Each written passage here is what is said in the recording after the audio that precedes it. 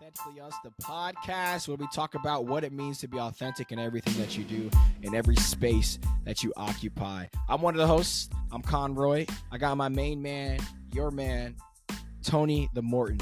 Tony, say what's up. Tone is in the building, and I'm ready for another one. You guys, one of these times we're going to have an intro of us just rapping, and this is going to throw everybody off. It will for sure throw us off. They don't want that from me, trust me. I'm gonna let you handle that, not me. We want listeners. We don't want to lose listeners. Yeah, you never know, Tony. You never know. You never know.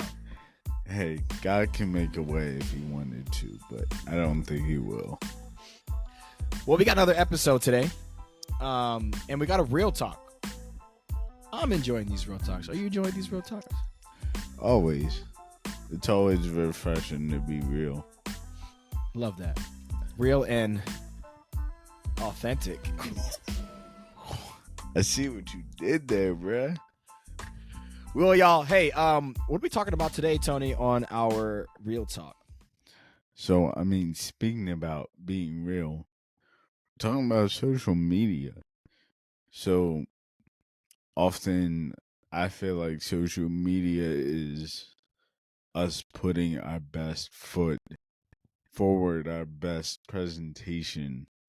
So often it can seem the furthest thing from real and authentic. I love that. I would say for me personally, I love social media. I love being able to see friends updates. I love being able to see people's creativity. I love that social media highlighted during 2020 events that Black people were living through centuries, and because of such a time as COVID 2020, social media helped to highlight those things, and change has actually started and movements has happened. So I love social media. I also see the downsides of social media, where if I'm feeling anxious, I'll just keep scrolling, or if I'm avoiding something, I'll just keep scrolling. I know men who have gone down infidelity paths because of social media. So there are dark sides of it, but in my opinion, I feel like there are brighter sides of social media than there are darker. But I also think whatever you're looking for, you're going to find. Right. So we're told that social media is what's created to connect us. And I think to an extent it was. But if you are not intentional about social media, it's meant to isolate while thinking you are being connected. And so, monitoring your time on social media and honestly on your phone in general. Like, we have computers in our pockets at all times. And it's a beautiful thing. We have so much information, but we have to realize that, like, we're made for people. And so how do we not let our phones and social media become the way we connect with people? And we got to sit down with people and have conversations in person, on video like this, because that's what we're made for. Yeah. But do you think there is a lane where digital communities social media platforms can give people a true sense of identity and belonging? Oh, absolutely. I think a lot for gamers. They find community with other gamers who are gaming, and often like they're not just gaming for the sake of gaming, but while they're playing whatever game, they're also opening up about their stories. Mm, And so I'll say if it's anything that allows you to be fully known, that's a good thing. yeah, yeah, because I think that's what attracts people. What attracts people is realness. What attracts people is vulnerability. And some of you guys may know the famous YouTuber Kai Cenat, and he did a 24-hour live stream with one of the Migos. Um, and it was funny because he was like, "You really be doing this?" One of the Migos was like, "You really be doing this?" He goes, "I truly feel like these are my friends." Because on his live streams, he's able to be vulnerable. He's able to, share. And I mean, he has friends that live with him in his influencer house, but that's why I asked that question. Like, is it possible for somebody to truly have a sense of belonging and feel connected through these social media platforms, through these um, digital communities? And I think there is a lane. Um, I think it's not a long lasting lane. Let me be clear with that. I don't think it can be long lasting and thriving for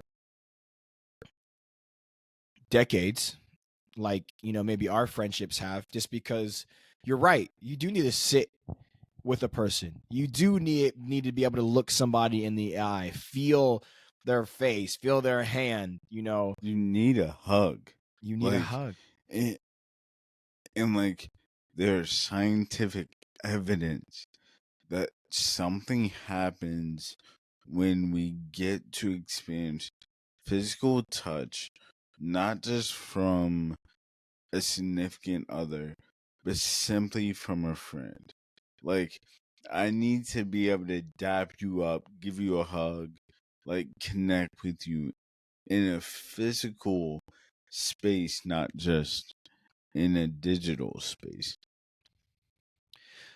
Do you have any stories of how social media has let's start with the negative.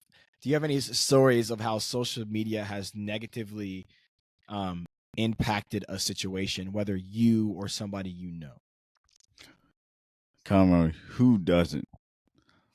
Come on now. Like, yes, I think back to 2020, um, when Ahmaud Arbery, was murdered, and everyone did the 2.23 mile run for Ahmaud, and I posted, my results. I actually ran that time, surprisingly. Um, and I said, like, that was the first time I was worried about running in my middle class neighborhood that was predominantly white. Because all it would have taken is one person to be like, you don't belong here. And so I posted that, and I had people saying, Shippensburg's not racist. And I lost financial support because I support race for full time college ministry, and it was all on my stance with racial injustice that year. Wow. What about you? Because you're on social media way more than I am. Mm-hmm. What what negative um yeah, what negative consequences have you gotten? Personally, I think back to 2020 as well, where I posted a video. It's probably still up on my Instagram, just about um the statement Black Lives Matter. Just a statement. And I was like, all I'm simply saying is my Black Life matters. Tony's Black Life matters. And then somebody posted from our hometown, right? Not And surprising. was just like, you don't know what you're talking about. You lived a good life. Um, you were raised right, blah blah blah blah. And I'm like, first of all, you don't know what I've been through. All you know is what I have allowed you to see, or what Facts. you have seen from a distance. You don't know what I've gone through. You don't know the racist comments I've experienced in our hometown. Um, you just have seen all of my highlights, all of my accolades, and I don't play the victim card. And it was so funny. This lady ended up, and it was somebody we went to high schools with, somebody we went to high school with. It was their mom, and I was so shocked. I was like, what the heck? And then I was like, hey, okay, like I'm not gonna go back and forth with you. You have a great day. And she she goes, I'm gonna pray for you. And I'm like, no, Yes, I'm good.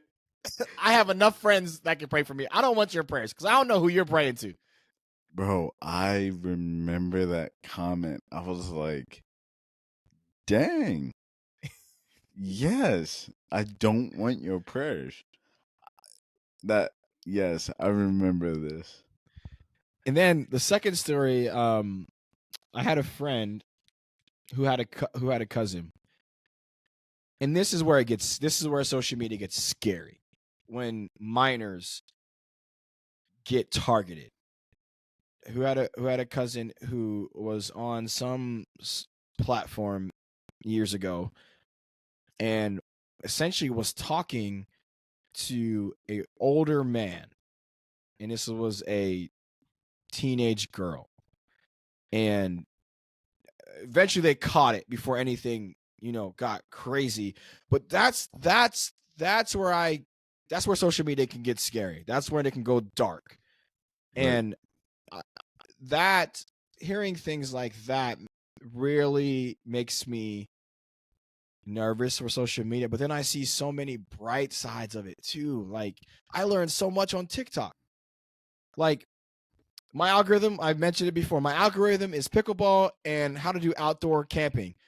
First of all, I don't even like camping, but Right. because of this guy, his name is the Outdoors, his Instagram and YouTube is Outdoors Boys. I think I can go camp in Alaska. I think I can do it. I I want to see this because you hate the outdoors. Well, I hate camping. I hate sleeping in elements where I can sleep in a bed. But because of his videos, people are like, oh, Connery, why are you up so late? I'm watching Outdoor Boys videos. That's what I'm doing. And I don't know why I watch these videos, but I learned so much on TikTok. I learned how to make specialty coffee. I learned how to coffee dye my Air Force Ones. I just did another set of my Air Force Ones.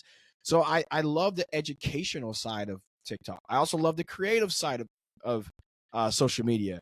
Um, like, there's some YouTubers that I follow that I just love watching because they're so creative. We had Andrew Coleman Smith, and he just talked about his love for creating and stuff like that. Um, are there aspects that you enjoy about social media? To be honest, not really. I I mean, I like catching up with people, but often like people I'm catching up with, I have their numbers. I I call them, I connect with them outside of social media, that like I don't need social media. And to bring some context to you guys, Tony was the friend that called us all in college. Hey, bro, what's up? What are you doing? And we're like, oh, Tony, why are you calling us? But honestly, Tony was the glue that kept us all together throughout college. And that makes so much sense for you, 100%. I'm the friend that keeps up with everybody through their social medias or just like random texts here and there. I think another thing I love about it is that I do personally feel connected with certain people because I work in a gym. I work at Orange Theory Fitness, if you guys don't know. And I come in contact with 100 to 300 people a day. So I like to go follow some of the members just so I can keep up with their lives. And that helps me remember things about them. So when I see them in class, I'd be like, hey, Tony, how was that play you went to? And they're like, wait, what? I was like, yeah, I saw it on Instagram. They're like, oh, it was great. And it just sparks conversation. Right. Yeah. And makes them feel seen because they posted like they were having a Mai Tai in Hawaii. And I'm like, you were Hawaii. Where was my invite? Like little things like that. So those are certain parts I love about it. Yeah. I talked a lot about what I love and what I don't like. Are there aspects that you despise? I think I despise the fact that people by comparing, they feel like their life isn't good. And like Yeah. I like there are some people with rough lives, but like there are, I think there'd be a lot more people that would be content if we didn't have social media at our fingertips. We wouldn't feel like we're always missing out. Yeah. And again, this idea of people have these amazing lives and I don't. Like, yeah, like everyone's got their stuff, but we don't blast it on social media because that doesn't get likes. That doesn't get the feedback that we long for. Now, guys, we're really tapping into our Enneagrams. It's so funny what you were saying because I'm an Enneagram 7. And what are you again? 6? No, I'm a 9. A 9. A 9. A 9. And 7s have FOMO. So much so that I'll go get a burger because somebody posted something and I'm like, oh, I want a burger because of that. Or we also run away from negativity and we run to positivity and joy and stuff like that. So I love seeing those things on social media, you know. And on the flip side, you're probably like, that's fake. Like, what are they? You're and this is also the psychologist, the psychiatrist, The psychologist, counselor. counselor. The counselor in you is like, what are they really going through? Right. I know you're going through something. It's not all. You're not at the beach. That's an old picture. What are you really going through? Right. Or, yes, you're at the beach, but what are you pondering? Yes. That's so funny. That is so funny. You know what? I think about there is a balance. I will say this. Every year I Oh, usually do a week or a month long fast from social media. And first of all, the amount of work I get done outside of that is phenomenal. It was crazy. It's astronomical how much social media just wastes time. We just do it when we're just wasting time. 100%. But the self realizations that happen, the more I have to sit with my thoughts, the more I have to look Yeah. people in the eye, is liberating. Mm. Yeah. I was having a conversation this past week, these past 7 days. There was probably 5 instances I remembered I was having conversations with people, like looking them straight in the eye. While they're talking, I'm listening. And I'm sitting there listening to them, engaging with them. And this could just because this is my personality or whatever. As soon as I start talking, they're like, yeah, mm-hmm.